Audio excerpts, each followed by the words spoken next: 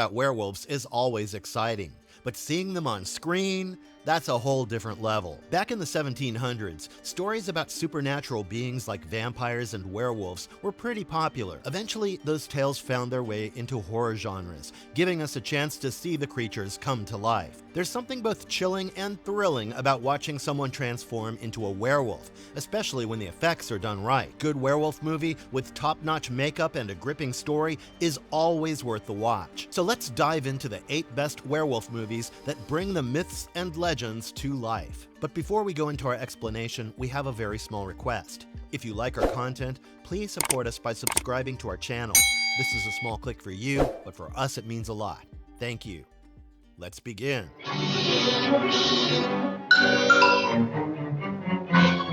Lon Chaney Jr. in The Wolfman, 1941. On number 1, we have Lon Chaney Jr.'s The Wolfman, directed by George Waggner. The film, released in 1941, tells the story of Lawerence Talbot, aka Larry, who returns to his ancestral home in Wales after his brother's demise. During his stay, Larry falls in love with Gwen, who runs an antique shop. Larry keeps visiting her shop with an excuse to have little conversations with her. He even buys a walking stick from her shop with a silver wolf's head at the top of the stick. There's a tale of a werewolf who always notices a pentagram on the palm of his next victim, which circulates among the villagers. One day, Larry and Gwen, along with Gwen's friend Jenny, visit a fortune teller to get a reading about what the future holds. The Romani Fortuneteller, Bela, notices a pentagram on Jenny's palm and tells her to leave. Everything is calm one minute and chaos ensues the next. Jenny gets attacked by a wolf, and Larry tries to save Jenny by killing the wolf with his walking stick. In the process, Larry gets bitten by the wolf, who is none other than Bela. Police start getting suspicious of Larry as his testimony doesn't match the crime scene, and he's also behaving strangely. Bela's mother reveals to Larry that he is transitioning to a werewolf, and the curse is transferred when he gets bitten by the wolf. She gives him the charm to prevent transformation, but he doesn't believe her. When the full moon rises, Larry starts to transform into a wolf. Larry battles to hold on to his human side and not give in to that monstrous hold, but sadly, he succumbs to the curse. In his wolf form, he wreaks havoc in Wales, which leads to him killing several people. When Larry's father and the villagers discover his identity, they decide to hunt down the monster. In the final part, Larry's father is forced to kill him with a silver-tipped cane, which puts an end to Larry's curse and misery. When the movie came out in the theaters, viewers were raving about it, making it the first movie with such a positive response in the Universal Monster franchise. Not only was the production on point, but Lon Chaney Jr.'s role was also loved by the audience. Chaney brings a sense of vulnerability and tragedy into Larry's character so well that it makes the viewers feel sympathetic towards Larry. The movie's one of Chaney's favorites, a reason why he reprised the Wolfman role in 4 sequels. Film doesn't include a single shot of the full moon, later used as a staple in werewolf movies. The transformation into a wolf is shown gradually, rather than a complete transformation from man to wolf, which is followed in future werewolf movies. Even today, the film remains the most cherished and recognizable version of the werewolf lore.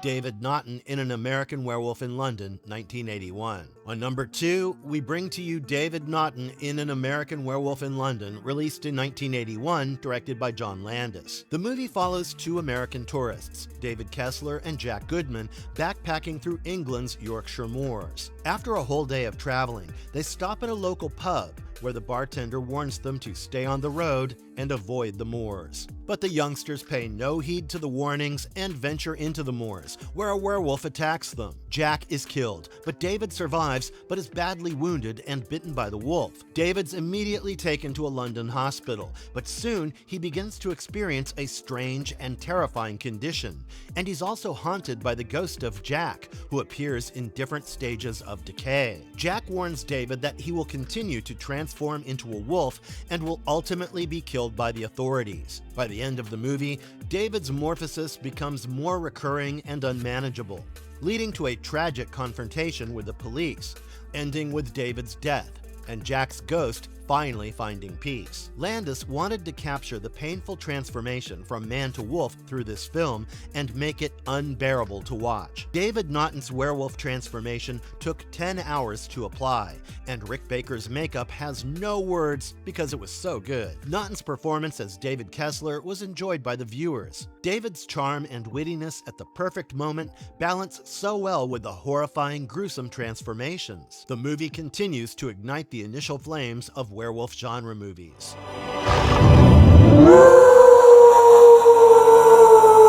Benicio del Toro in The Wolfman, 2010. On number 3, we bring Benicio del Toro in The Wolfman, which was directed by Joe Johnston and released in the year 2010. The movie is a remake of 1941's The Wolfman, directed by George Waggner. Here, Lawerence Talbot is a famous actor who returns to his house in Blackmore, England, where he gets the news of his brother's mysterious disappearance. After coming back to England, Lawerence starts investigating his brother's disappearance.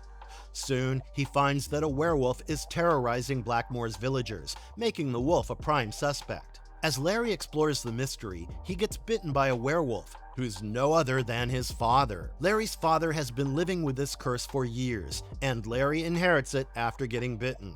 When the full moon rises, Larry struggles with his terrifying transformation. Ultimately, he surrenders to the curse and becomes the Wolfman. The movie comes to an end with Larry fully transformed into a wolfman, fleeing into the forest while his father gets killed by a silver bullet. The movie underwent many changes due to creative differences and issues related to the film budget. The movie didn't do well at the box office, but Rick Baker and makeup effects supervisor David Elsey did a phenomenal job bringing a realistic wolfman on screen. The makeup used to take 3 hours to apply and 1 hour to remove. New elements of latex prosthetic makeup, along with loose hair, were used on Benicio del Toro's face each day while shooting. We cannot forget to praise Benicio del Toro's acting, who thoroughly brought the character's pain, anguish, and ferocity to the screen. Toro was a huge fan of the 1941 movie and was very excited to be a part of the remake. However, critics believe del Toro was somewhat restrained and didn't completely embrace Larry's monstrous aspect. Nonetheless, he still brings an emotional and vulnerable side to it. The movie inspired Orlando's haunted house theme at Universal's Halloween Horror Nights in Florida. Jack Nicholson in Wolf, 1994. Next up, we have Jack Nicholson in Wolf, released in 1994 and directed by Mike Nichols. The movie begins with Will Rindle, who is editor-in-chief at a well-known publishing house established in New York. While returning from covering a story, Will runs over a black wolf on a Vermont country road. He gets bitten by the wolf when he's helping him. He starts having episodes of causing a rampage in various places, but remembers none of them by morning. His body begins to change because of this. He visits a pagan expert who tells him he is transforming into a wolf. Pagan expert gives him an amulet, which stops him from transforming completely. Will continues living with his new condition. He also has to contend with office politics and a rival executive, Stuart Swinton, who has taken over his position in the publishing house. In the office, he also forms a romantic connection with Laura Alden, which his transformation complicates. When his struggle with the wolf form intensifies, he accepts his fate and completely transforms into his wolf form. In the end, when Stuart tries to harm Laura, Will, a werewolf, kills him and departs to the New England woods, and howls for Laura, who has also started transforming. Rick Baker was the makeup supervisor in the movie's production, and a special medical adhesive was used to lay the extra hair for the wolf character, as Jack was allergic to spirit gum, the usual glue used for special makeup effects. Jack Nicholson has remarkably played Will Rindle's character. The original script had planned for Will to be a lawyer. However, for a fresher approach, the occupation was changed to publishing. This movie was a final collaboration between Jack Nicholson and Mike Nichols. If it wasn't for the werewolf horror, the wild passion between Jack and Michelle is a showstopper.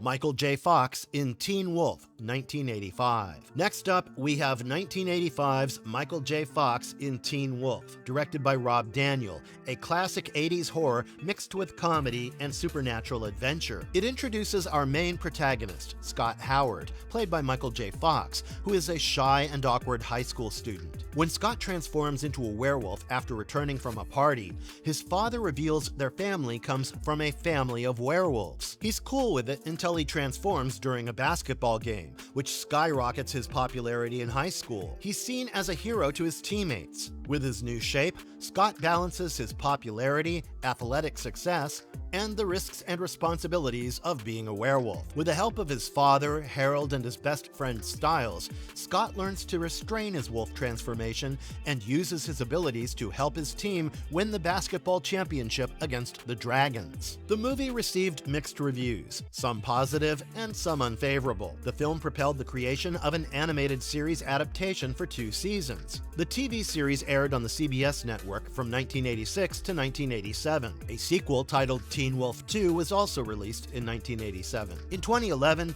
MTV endorsed a TV series adaptation of Teen Wolf, which included elements like teen drama, romance, comedy, supernatural action, and adventure.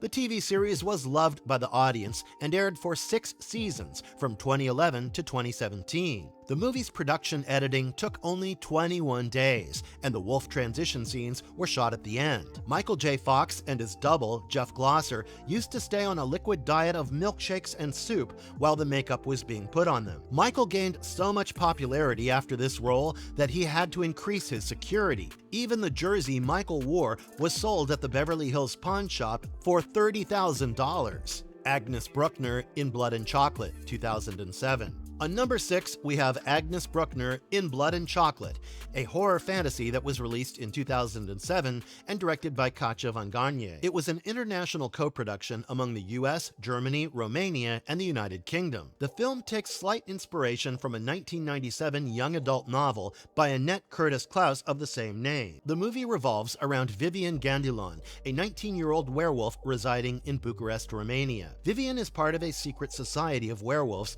called the Lupines.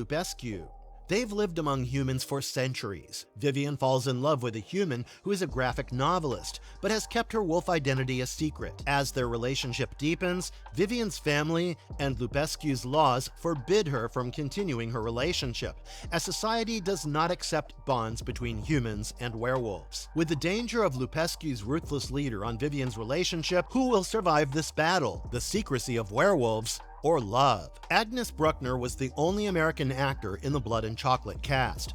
The rest were European actors. The scenes involving wolves were filmed on sets designed and created by Kevin Phillips, the production designer. The sets were built on Media Pro Studios in Bucharest, Romania. The movie didn't do well at the box office, but it was appreciated for its effects.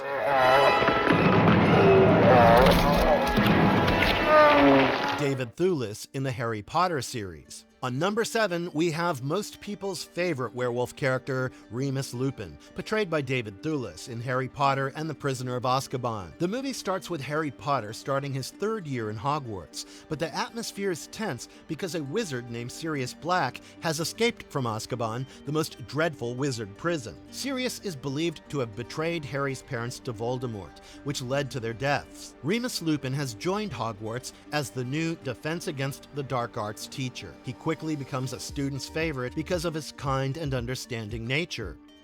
Lupin plays a significant role in helping Harry understand how he can defend himself against the Dementors, who are surveying the school because there is a prisoner on the loose. Remus teaches Harry the Patronus Charm, a strong spell that can repel Dementors. Lupin's true identity as a werewolf is revealed eventually, and he becomes an important character in the series. David Thewlis originally wanted to play Professor Quirrell in the first movie, Harry Potter and the Sorcerer's Stone, but the role was played by actor Ian Hart. Thewlis had a childhood dream of playing a werewolf character once in his life. He was so excited when he could accomplish this dream in Harry Potter and the Prisoner of Azkaban. David Thewlis gave a phenomenal performance in the movie's 3rd installment. Lupin's scars, personality, and occasional irritability made David the best Remus anyone could ask for. Rowling created a teacher she always wanted as a student, someone kind-hearted, good-natured, and able to extract the best in everyone. That is who Professor Lupin was, which David Thewlis brought to life.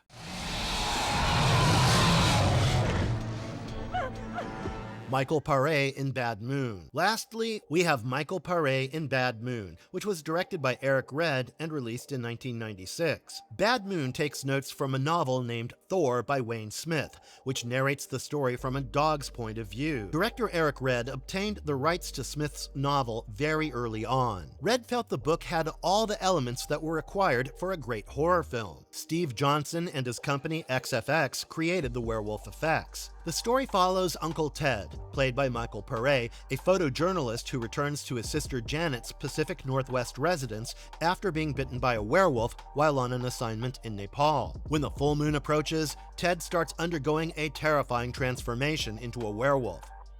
Janet's young son Brett begins to doubt his uncle's weird behavior. Even the family's German shepherd, Thor, feels that something horrible is coming. Ted's transformation becomes way more frequent, which turns into violent episodes. Janet and Brett must fight to survive against the monster that Uncle Ted has transitioned into. The movie has a well-written script and a well-directed cast, but it got more unfortunate responses than positive reviews. The film premiered during the Halloween season with almost no marketing, but over the years, the movie's fan base has increased. Marvelous verdict. As we conclude the video, the cinematic depiction of werewolves has experienced a lot of noteworthy changes since the early days of cinema. From CGI-generated creatures to hours sitting on makeup chairs makeup effects, werewolves continue to captivate audiences with their scary yet sympathetic nature. Hopefully, we'll get to see more sick werewolf stories that will make the audience wonder if the myths are real. And if you liked our content, don't forget to leave a like and subscribe to us if you haven't already. Have a good one and be safe. Thanks, everyone.